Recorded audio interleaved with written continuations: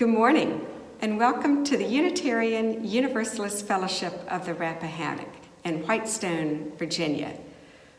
We are a caring community whose mission is to put UU principles into practice through programs that empower spiritual exploration, critical thinking, and social service, and also to provide a spiritual home for future generations. My name is Susan Mosley. I'm the minister here at UUFR, and it's my privilege to be your service leader today, November 1st, 2020.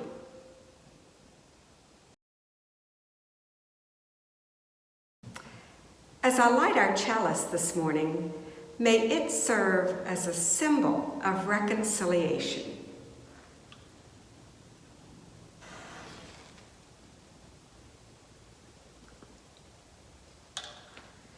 May the flame be a beacon of hope for healing and rebuilding broken relationships. And let us join our hearts to the one great flame of bright compassion and fervent justice, so that we may become lanterns lighting the way for others.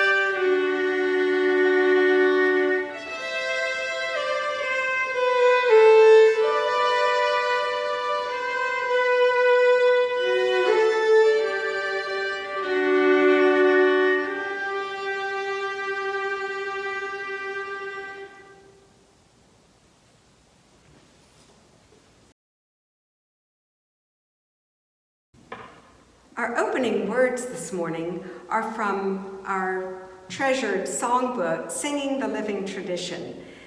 It's from the back, number 574. These are words spoken as a vision for what peace would look like, spoken by the prophet Micah in the Hebrew Scriptures. They shall beat their swords into plowshares and their spears into pruning hooks.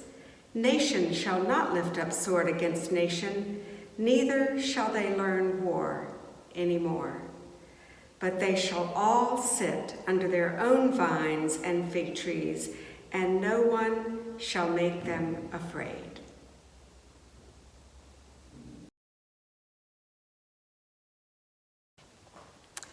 A hallmark of UU worship and a beloved ritual at UUFR is the sharing of our personal joys and concerns.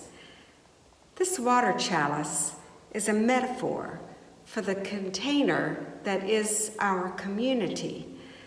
The water within the chalice is an archetypal symbol for mystery and for healing. Each piece of lovely sea glass has its own hidden history that has tumbled through time and made its way into our sanctuary.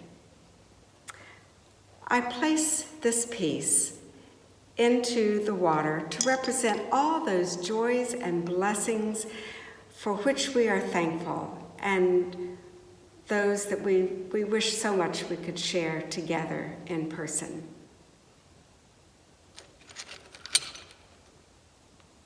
This piece of sea glass represents all the concerns, anxieties, worries that we carry in our hearts right now. We have many for our loved ones, for our family, and there are many for our country and our world. This is just a symbol for all of those, but I place it into the water as a way of embracing our sorrows and concerns. May joy and comfort surround you and love enfold you today and always.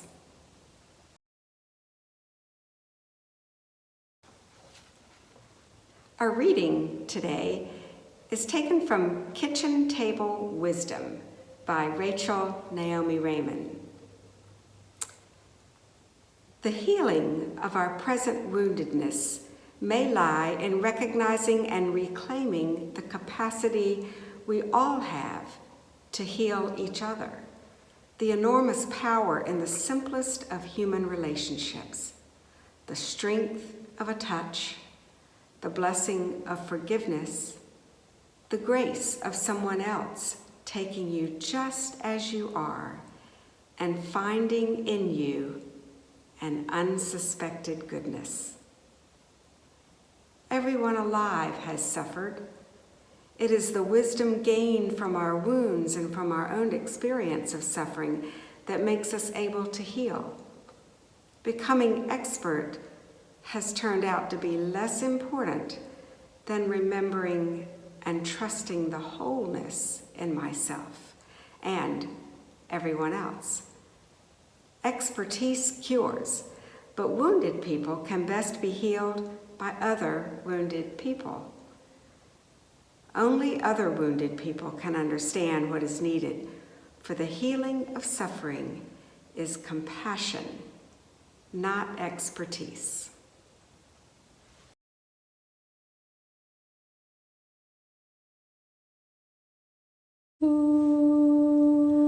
May I be filled with loving kindness. May I be well. May I be filled with loving kindness. May I be well.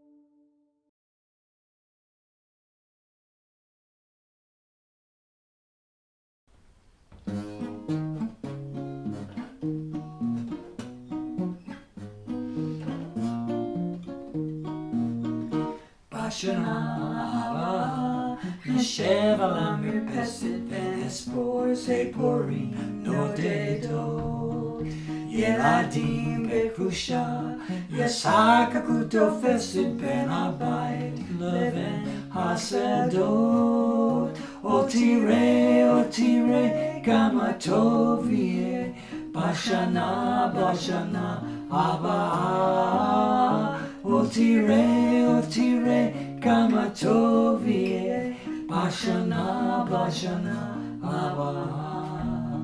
Soon the day will arrive when we will be together, and no longer shall we live in fear. And the children will smile without wondering whether on that day will dark clouds appear. Wait and see what a world this can be, if we share, if we care, you and me. Wait and see what a world this can be, if we share, if we care, you and me. Some have dreamed, some have died, to make a bright tomorrow, and their vision remains in our hearts. Now the torch must be passed, with hope not in sorrow, and a promise to make a new start. Wait and see what a world this can be, if we share, if we care, you and me. Wait and see what a world this can be, if we share, if we care, you and me.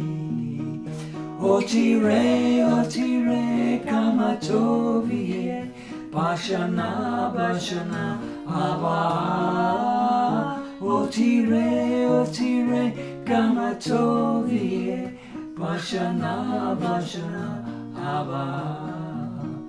Bashana, Abba. Bashana, Abba.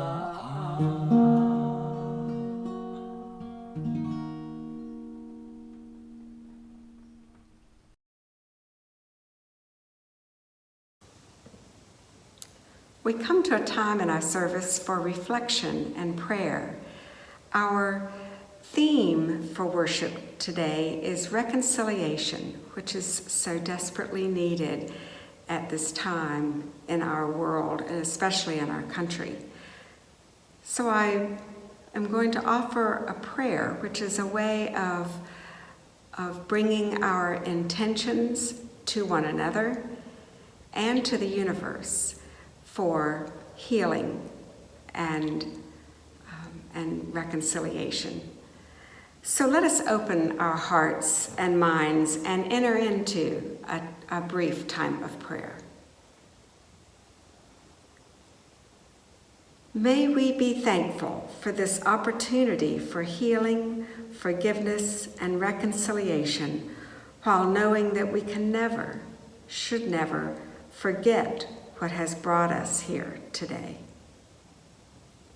Let us call upon that light which shines in each of us to give us the strength to walk together into the future and do the work that is necessary and which does not end today or tomorrow.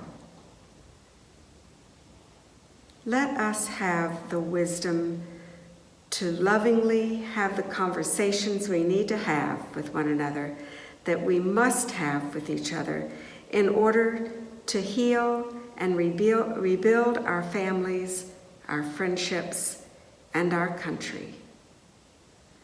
May it be so. Amen.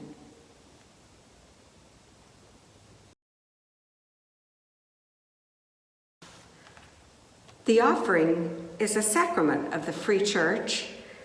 It is supported by the voluntary generosity of all who join with us. The offering will now be given and received in grateful appreciation of our shared hopes and values.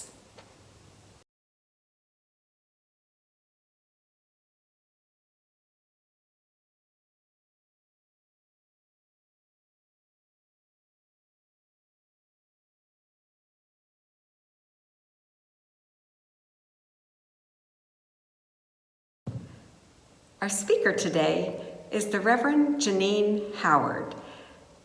Reverend Howard became lead pastor at Fairlington United Methodist Church, a reconciling congregation in Alexandria, Virginia. She is currently leading that congregation through the fallout from the 2019 General Conference for the United Methodist Church. Janine was ordained in 2000 and received a Doctor of Ministry degree in 2007 from Wesley Theological Seminary in Washington, D.C.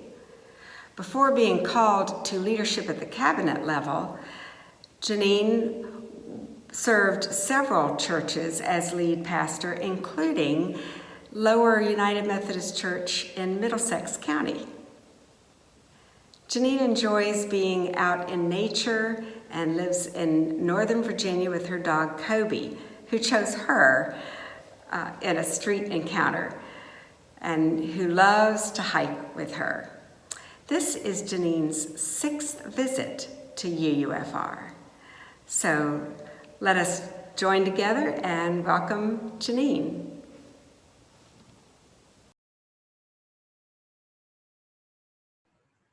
Good morning. Thank you for inviting me again. It is good to be with you, even if it is virtual. I will say that at the church in Fairlington, we have been using Zoom for our worship services since the last Sunday in March. So I'm used to some of this format, but this is going to be a little bit different because I don't typically record and then have to watch what I've done before it goes out on the air. Zoom is a little bit of more of a live kind of an experience. So I'm much more accustomed to that. And I appreciate your patience, your graciousness, and your hospitality for inviting me to do this. By the time you see this, it will be November 1st. And a couple days following that will, of course, be the general election, a very important election in our country and really for the world community. So I want to talk about not just that, but a lot of other things that are going on right now that are on our minds and in our hearts. And I want to think a bit together about the need for reconciliation. Here's why. We are in the midst still of a great pandemic that has upended lives, taken the lives of hundreds of thousands. We are also in a time when there are great issues around gender, especially because of the economic circumstances of the pandemic. We're finding that women are not going back to work at the same rate as men.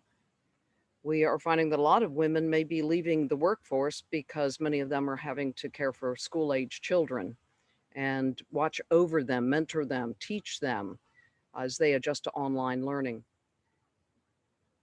We are still struggling with LGBT inclusion, full inclusion in churches and in society and globally. There are other economic inequities in our country. It's not just gender, but so many other things that are being exposed by the conditions of the pandemic. The political discourse, of course, is very much at the front of our minds right now because it is full of vitriol and sometimes, in fact, very frequently lacks a sense of courtesy and respect that we would hope for. And people of color are still treated very differently, not just here, but the United States of America and our local communities need to reckon with that. They need to reckon with justice for all people, no matter the color of their skin. There is a lot that has bubbled up to the surface. And it seems to me that reconciliation is a way that we're going to move beyond what's happening now. In fact, I think it's going to be necessary because we're going to have to rebuild and remake a lot of our systems, our institutions, our relationships. You've probably heard that already, ad nauseum even, that there is a lot of rebuilding that's going to happen. That at the conclusion of the election cycle, whenever that happens, that when the pandemic finally is brought under control, when perhaps people start to feel like there is a little bit more equity in our economic systems, whenever that is, that there's still going to be a lot of rebuilding. So reconciliation is going to be necessary. And like many great works, it probably needs to start at the most basic levels of human interaction. That is one-on-one, small groups, people who relate to one another, or who maybe have not been relating very well to one another and need to learn again how to play by playground rules, how to play fair.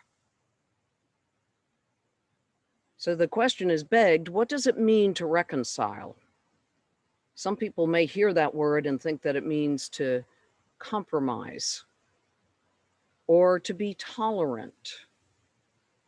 Some people hear that it means that one must give up their own identity, or that a person has to give up their integrity in order to achieve true reconciliation. I'd offer a resounding no to that. Reconciliation is not just about toleration. It is not about compromise. It's not about giving up. In fact, it is about gaining something. I referred to Miroslav Volf, a systematic theologian, lately. His book has had a big impact on me. He's written several. One of them is called Exclusion and Embrace. And it is written out of the context of the breakdown of systems about genocide, about violence in the Balkans in the 1990s. You see, Dr. Volf is a native of Croatia, and he spent time there. He was a firsthand observer to some of the terrible things that happened there. And out of that, he offered reflections about what it might mean to embrace one another, to seek reconciliation.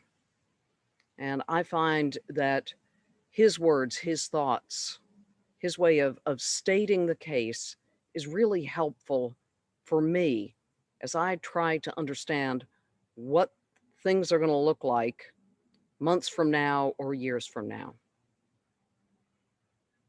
So one of the things that we've got to probably look at first is a motivation for seeking reconciliation, because all acts of reconciliation need to be grounded. They need to be based in something firm. Some people work toward reconciliation because it is a healing process. Others might find that it is a way of human progress, that it leans into the ways in which human beings can be more fully realized, that our society can be more fully realized, to be the very best. Some people seek reconciliation in terms of peace, peacemakers. People in South Africa did this years ago, although the work is ongoing and still not complete. This work has been done in Northern Ireland. This kind of work is ongoing in the Middle East. Slow work. But peacemaking is a form or a way of seeking reconciliation. And of course, justice is at the heart of reconciliation motivations. Now, Wolf cautions about ways in which reconciling can go wrong. He sums it up in the words of Nietzsche, the philosopher, by saying, that the harm the good do is the most harmful harm. That's a cautionary statement. Even with the best of motives, the good we do can sometimes cause harm, and that harm is some of the worst kind of harm that we can inflict on one another. In other words, the work of inclusion, or in Wolf's words, embrace, and reconciliation can in itself set up new binary systems that create new categories of exclusion and harm. Reconciliation can set up new systems that create exclusion and harm in and of themselves. Wolf says this: our outrage at exclusion would rest on nothing firmer than the arbitrariness and fickleness of our own displeasure. In other words, inclusion and exclusion is by very subjective criteria, the subjective criteria of each of us. Now, he believes, and many people believe, that human beings have it within themselves to move beyond that, to own their own biases, to understand their own motivations, and to see when they are doing harm by trying to do good.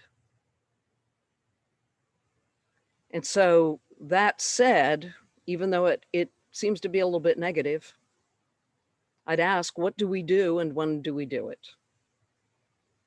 The when do we do it in terms of rebuilding in terms of pandemic, rebuilding our political system, rebuilding our relationships among people of all skin tones, rebuilding in the face of the damage that we have done to our planet.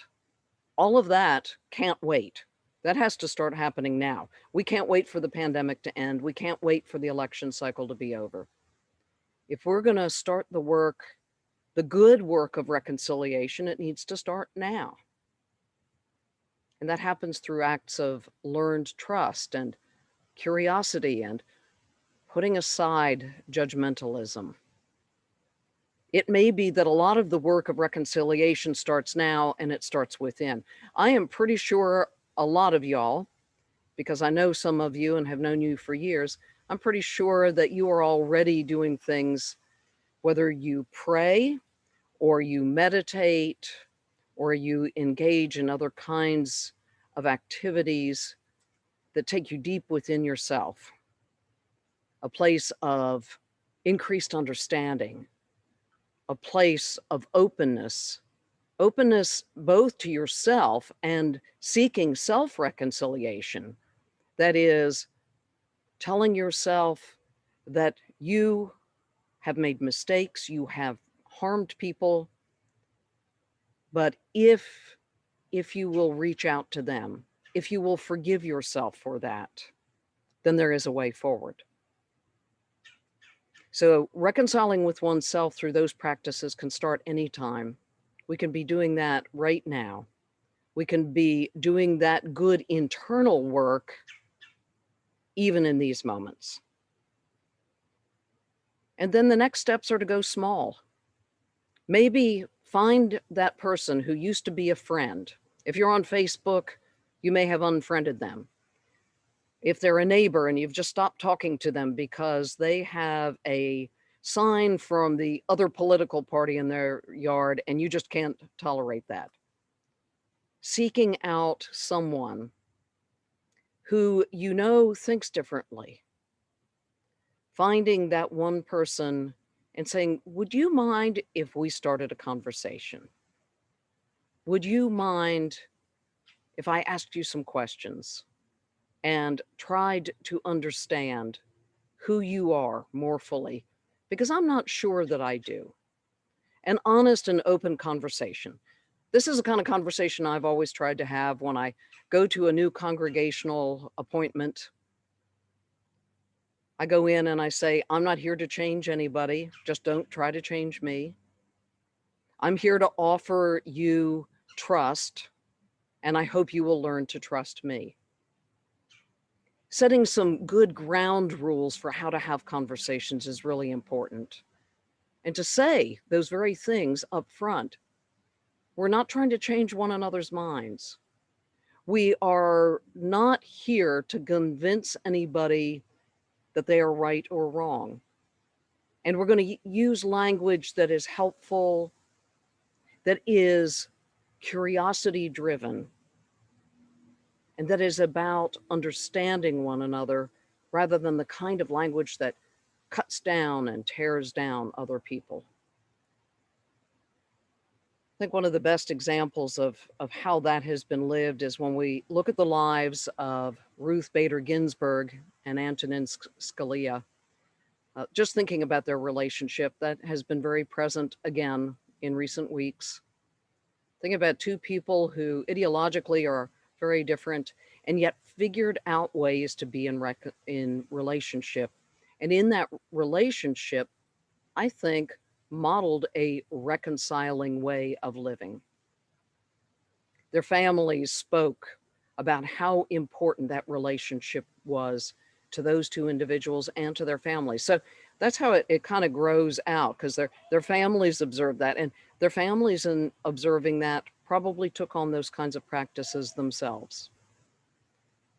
So seeking out people and having those conversations, establishing good, safe places for that to happen is going to be the way that the work of reconciliation begins.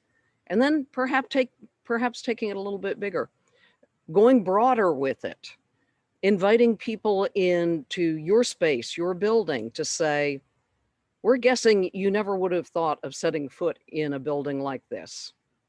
You may be an evangelical Christian from the Baptist church, but we really want to get to know you as neighbors, and we really want to learn how we can live together in peace. We want to learn how we can live together for the best, not just for our own lives, but for the rest of our neighbors, for the people who aren't even here in our midst. We want a good life for our children and our children's children. And we want to be the ones to initiate that conversation. We want to be the ones to start that. Reconciliation is going to be essential, I am convinced, to the way forward for our lives. It can start now. It can start within us before it moves beyond us and to our neighbors. I'm convinced of that. Self-honesty, self-assessment, growth in our own security of self is going to be absolutely essential to this. And then learning to trust other people.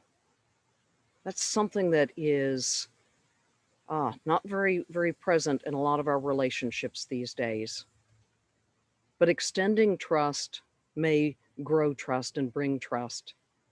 And in that may come the work of reconciliation that we need so much. I believe it can be done. I believe we can do it. I believe you can do it. And I can't overstate enough that we probably could have been doing this work months ago, and we still would have been too late. But even late is better than never, as they say. And getting started on the work of reconciliation will bind up wounds and will create new opportunities and will enable us all to live in a better world. So, my friends, my former neighbors, my fellow citizens, as we look to the future, we all have something that we can contribute and something that we can do to make a difference.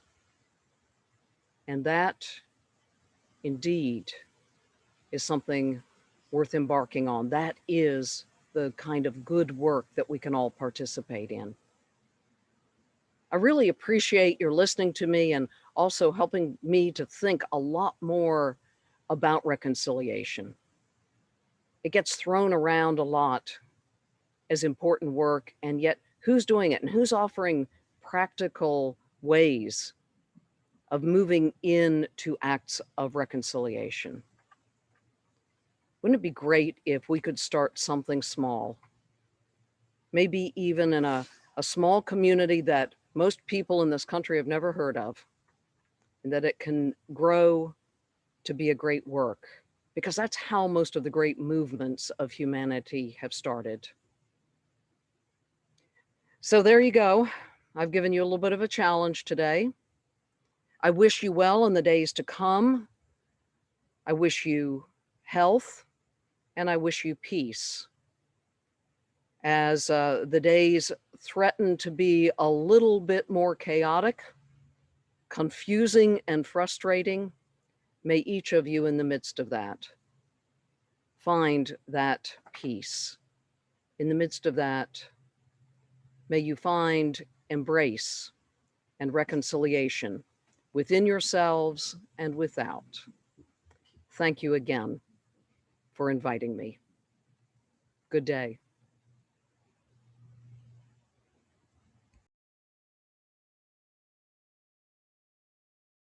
The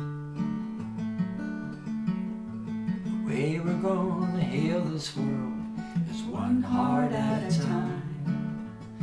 Man and woman, boy and girl, one heart at a time. Heart to heart, our lives entwine. Heart to heart, our hopes combine. Starts with your heart hearing mine. One heart at a time. One heart at a time. One heart at a time. Listening, laughing, crying. One heart at a time. Lessons that the lost heart learns, one heart at a time. Works out if we just take turns, one heart at a time. Brothers, sisters, can't you see? It's as simple as can be. I hear you and you hear me, one heart at a time. One heart at a time, one heart at a time. Listening, laughing, crying, one heart at a time. Look at what contempt has cost, one heart at a time. Every chance for closeness lost, one heart at a time. Find the courage that we need to face each other's rage and greed. Listening is the future seed, one heart at a time. One heart at a time, one heart at a time. Listening, laughing, crying, one heart at a time. People of all different kinds, one heart at a time. Linking lives and hands and minds, one heart at a time. Links of caring we create pull this world away from hate. Listening like it's not too late, one heart at a time. One heart at a time, one heart at a time. Listening, laughing, crying, one heart at a time. One heart at a time, one heart at a time. Listening, laughing, crying, one heart at a time.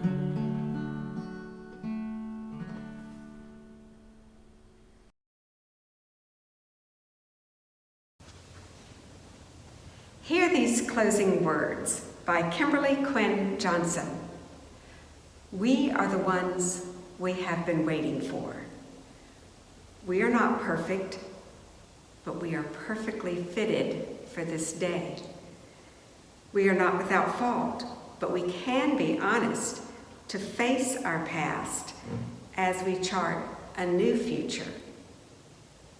We are the ones we have been waiting for. May we be bold and courageous to chart that new future. May we have faith in a future that is not known.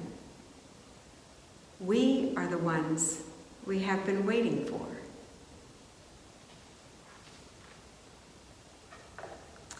Now I extinguish the flame of our chalice, but not the light of truth, the warmth of community, or the fire of commitment. These we carry in our hearts until we are together again. May it be so, and namaste.